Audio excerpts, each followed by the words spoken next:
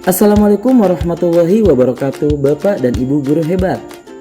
Di video kali ini saya akan menjelaskan koneksi antar materi visi guru penggerak. Menjadikan sekolah sebagai rumah yang aman, nyaman, dan bermakna bagi murid adalah impian bagi kita semua sebagai pendidik. Visi sekolah yang saya impikan sebagai guru penggerak, saya mengidamkan sebuah sekolah yang mewujudkan keberpihakan pada murid. Sebelum saya merumuskan visi mengenai mimpi tentang murid dan sekolah di masa depan, maka beberapa kalimat ini menjadi dasar saya dalam menyusunnya. Saya memimpikan murid-murid yang memiliki profil pelajar Pancasila. Sekolah saya percaya bahwa murid adalah sosok anak yang memiliki potensi luar biasa yang untuk dikembangkan.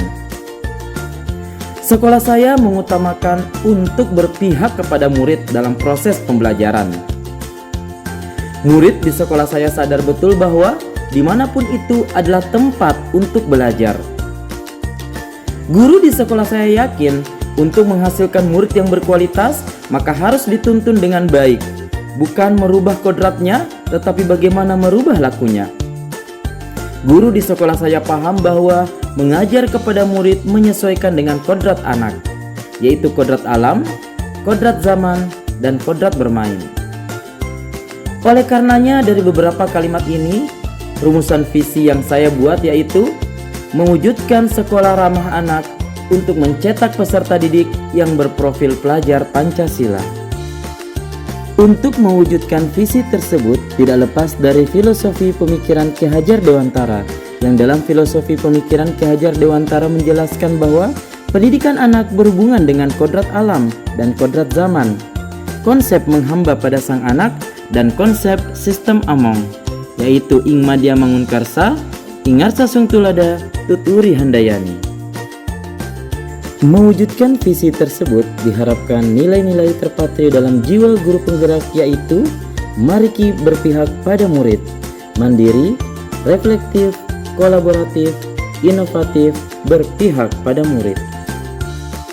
Serta peran sebagai guru penggerak, yaitu menjadi pemimpin pembelajaran, menggerakkan komunitas praktisi, menjadi coach bagi orang lain, mendorong kolaborasi antar guru, dan mewujudkan kepemimpinan murid.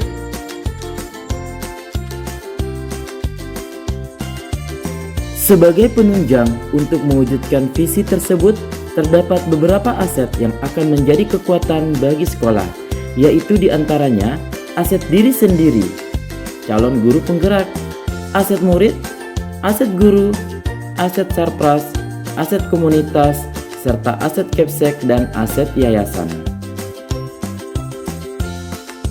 Untuk mewujudkan visi guru penggerak, diperlukan sebuah pendekatan atau paradigma yang dapat membantu membebaskan potensi inovatif dan kreativitas. Inquiry apresiatif dikenal sebagai pendekatan manajemen perubahan yang kolaboratif dan berbasis kekuatan. Melalui pendekatan inquiry apresiatif dengan prinsip utama psikologi positif dan pendidikan positif yang akan memberikan kontribusi pada keberhasilan. Penerapan tahapan inquiry apresiatif melalui konsep Bagja, yaitu buat pertanyaan utama, ambil pelajaran, gali mimpi, jabarkan rencana, dan atur eksekusi. Seluruh konsep inilah yang nantinya akan menunjang tercapainya merdeka belajar, mencetak peserta didik yang berprofil pelajar Pancasila, beriman, bertakwa kepada Tuhan Yang Maha Esa dan berakhlak mulia, berkebinekaan global, gotong royong, mandiri, bernalar kritis, dan kreatif. Sekolah ramah anak adalah unit satuan pendidikan, baik formal, non-formal, dan informal yang mengutamakan keamanan, kebersihan, kesehatan, kepedulian, berbudaya lingkungan hidup, memberikan jaminan, memenuhi, menghargai akan hak-hak anak serta melindungi anak dari kekerasan, diskriminasi, bullying, dan tindakan salah lainnya. Berikut penerapan inquiry apresiatif melalui model Bagja. Pada visi saya, mewujudkan sekolah ramah anak untuk mencetak peserta didik yang berprofil pelajar Pancasila. Dimulai dari B. Buat pertanyaan utama. Bagaimana persiapan yang harus dilakukan untuk mewujudkan sekolah ramah anak? Persiapan yang harus dilakukan sebelumnya adalah sebagai berikut. A. Menyusun rekomendasi dan memetakan hak-hak anak berdasarkan hasil konsultasi pada pihak anak.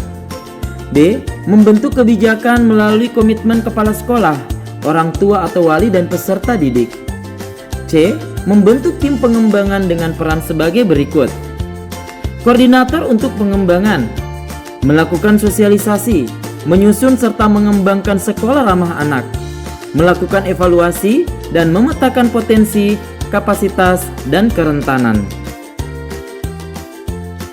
Berikutnya A. Ambil pelajaran. Berbagai pengalaman positif yang telah dicapai di sekolah yang dapat dikembangkan bahwa keberadaan sekolah ramah anak bisa menjamin keamanan anak saat menempuh pendidikan di bangku sekolah. Tantangan tersendiri bagi para pendidik untuk meninggalkan tradisi mendisiplinkan siswa dengan cara kekerasan. Yang diharapkan ke depannya sudah tidak ada lagi kasus tindak kekerasan di lingkungan sekolah, penggunaan disiplin positif dalam proses belajar, dan partisipasi anak. Kemudian G. Gali mimpi. Kondisi ideal yang diimpikan untuk mewujudkan sekolah ramah anak adalah melatih dan mendorong anak untuk taat beribadah. Setiap anak bisa mendapatkan haknya tanpa adanya diskriminasi, misalnya disabilitas, warna kulit, suku, latar belakang, orang tua, dan sebagainya.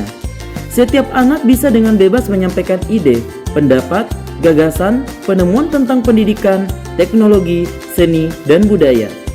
Metode pembelajaran dan kurikulumnya bisa membangun karakter anak yang berprofil pelajar Pancasila. Guru dan tenaga kependidikannya bisa menjadi fasilitator bagi anak untuk berkembang. Memiliki lingkungan dan infrastruktur yang ramah pada anak, misalnya bersih, asri, sehat, aman, dan sebagainya.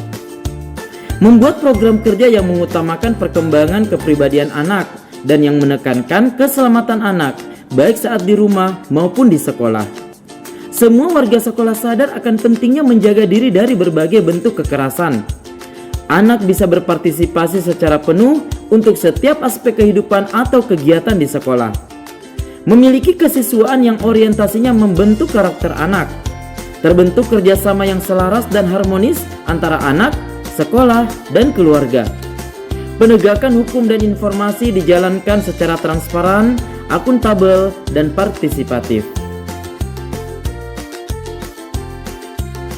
Selanjutnya, J. Jabarkan rencana. Tindakan konkret yang segera dapat dilakukan adalah melakukan sosialisasi tentang pemenuhan hak dan perlindungan anak, sehingga melalui hal tersebut diharapkan tindak kekerasan yang terjadi pada anak dapat berkurang. Memberi ruang peserta didik untuk berpendapat.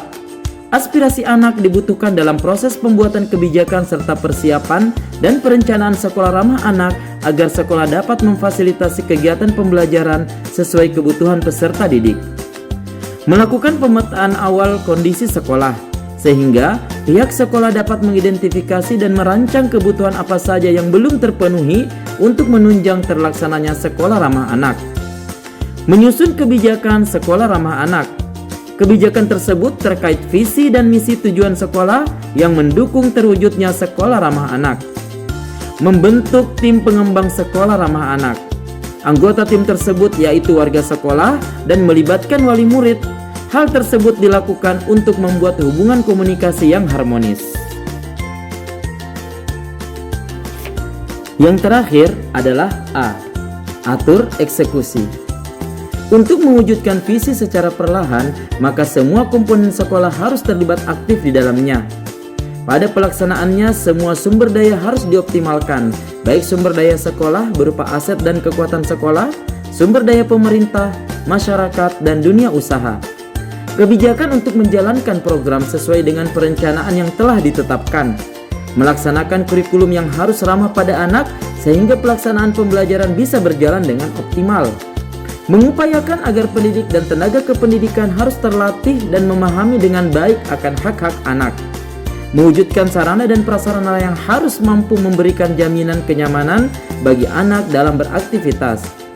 Mengupayakan partisipasi anak yang ditunjukkan dalam bentuk ketaatan pada aturan yang berlaku serta anak mampu bersosialisasi di lingkungan sekolah. Mengupayakan partisipasi dari orang tua dengan memantau kegiatan anak selama di sekolah. Terakhir, melakukan evaluasi, yang mana tim pengembangan harus melakukan pemantauan setiap bulan dan evaluasi setiap 3 bulan sekali. Hasil yang diperoleh dari evaluasi tersebut diserahkan pada pihak gugus tugas Kota Layak Anak untuk dilakukan tindak lanjut. Kita ingin lingkungan belajar yang aman, nyaman bagi murid kita, inklusif, dan menyenangkan. Menyenangkan mungkin yang paling penting, karena kalau anak-anak kita tidak merasa senang dalam sekolah, pembelajaran akan terkorbankan. Kita tidak bisa menemukan optimalisasi pembelajaran jika anak tidak merasa senang di dalam kelas, merasa mereka tidak berpartisipasi. Oleh karenanya, output peserta didik dari sekolah ramah anak akan mempercepat melahirkan peserta didik yang berprofil pelajar Pancasila.